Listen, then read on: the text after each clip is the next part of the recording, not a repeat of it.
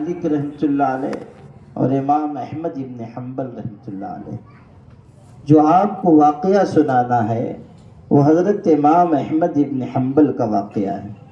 شروع میں یہ کہہ رہا تھا کہ علماء سے محبت اور تعلق نجات کا ذریعہ ہے، اس پر آپ کو یہ قصہ سنا رہا ہوں۔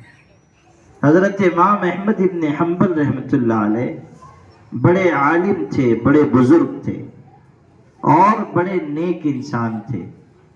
جس محلے میں وہ رہتے تھے اس محلے میں ایک عام آدمی بھی رہتا تھا، اس کا انتقال ہو گیا۔ کوئی مشہور آدمی نہیں، کوئی بہت نیک اور دیندار نہیں، گزر گیا۔ جب اس کا انتقال ہوا تو کسی نے اس کو خواب میں دیکھا اور پوچھا کہ تمہاری مغفرت ہو گئی، اللہ کے ہاں معافی مل گئی؟ اس نے کہا الحمدللہ میری مغفرت ہو گئی، مجھ کو معافی مل گئی۔ تو اس شخص نے جو خواب دیکھ رہا تھا اس نے پوچھا کس عمل کی وجہ سے مغفرت ہوئی، کون سا عمل اللہ کے ہاں تمہارا قبول ہوا؟ یہ سنیے کتنی اہم بات اس شخص نے بتائی۔ کہنے لگا کہ اللہ تعالیٰ نے مجھ کو میری زندگی کا ایک واقعہ یاد دلایا۔ ہوا یہ تھا کہ میں ایک دن نماز پڑھنے کے لیے محلے کی مسجد میں گیا۔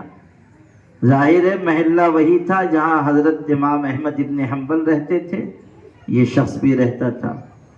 وہ بھی مسجد میں نماز پڑھتے تھے، یہ بھی وہیں نماز پڑھتا تھا۔ تو کہنے لگا کہ میں نماز پڑھنے کے لیے ایک دن گیا، اس زمانے میں لوٹے سے وضو ہوتا تھا۔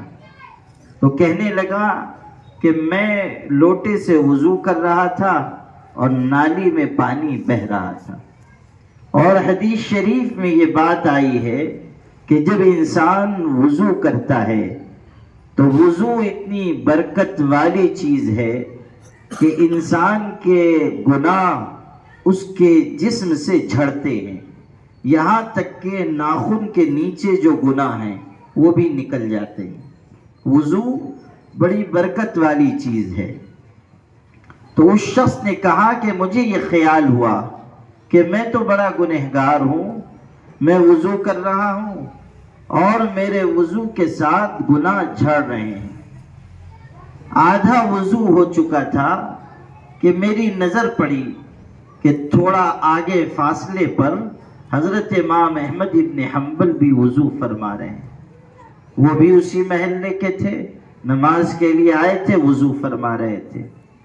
تو یہ شخص کہنے لگا کہ مجھ کو یہ خیال ہوا کہ حضرت امام صاحب تو بہت بڑے عالم ہیں، بزرگ ہیں، میں گنہگار آدمی، میں خطا کار آدمی، اور میں وضو کر رہا ہوں تو میرے گناہ بھی گر رہے ہیں اور وہ گناہ حضرت امام صاحب کے سامنے سے گزر رہے ہیں، میرے گناہ اتنے بڑے عالم کے سامنے سے گزر رہے ہیں۔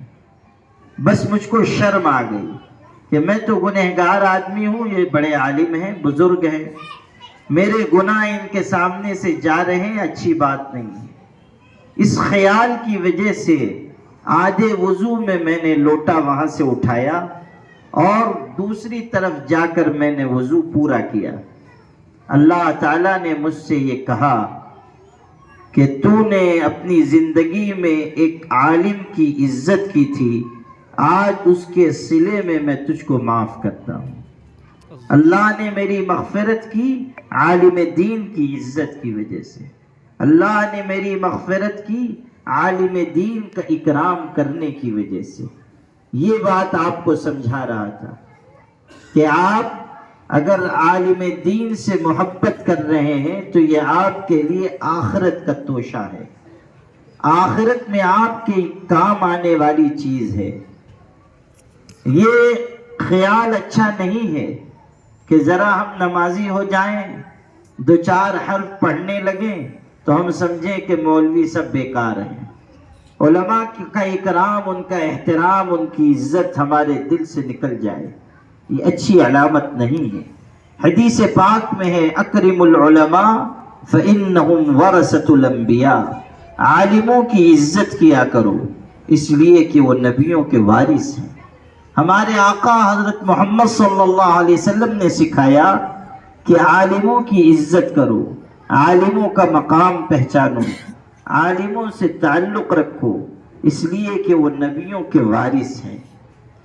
علماء جو کام کر رہے ہیں وہ بہت بڑا کام ہے، وہ دین کی حفاظت کا کام ہے، وہ دین کو دوسروں تک پہنچانے کا کام ہے، وہ علم دین کی امانت منتقل کرنے کا کام ہے، اس لیے اس کی بڑی اہمیت ہے، بڑی قدر و قیمت ہے۔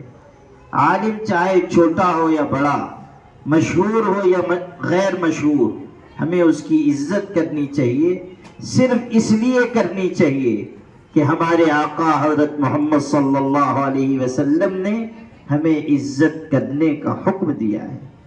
عالم کی فضیلت ہے، حدیث پاک میں نے شروع میں پڑھی تھی، حضور نبی کریم صلی اللہ علیہ وسلم فرما رہے ہیں کہ عالم دین کی فضیلت عبادت کرنے والے پر ایسی ہے جیسی میری فضیلت تم میں سے کسی ادنا انسان پر۔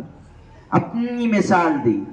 آپ غور کیجئے کہ حضرت نبی کریم صلی اللہ علیہ وسلم کی شان، آپ کا مقام، آپ کا رتبہ کتنا اونچا ہے، آپ کی شخصیت، آپ کی ہستی کتنی بلند مرتبہ ہے۔ کائنات میں حضور صلی اللہ علیہ وسلم کے برابر نہ کوئی پیدا ہوا، نہ کوئی پیدا ہو سکتا ہے۔ آپ اللہ کے پیغمبر، آپ نبیوں کے تاجدار، آپ رسولوں اور نبیوں کا سلسلہ مکمل فرمانے والے، آپ قیامت تک آنے والے انسانوں کے لیے رہبر، رہنما، امام اور قائد۔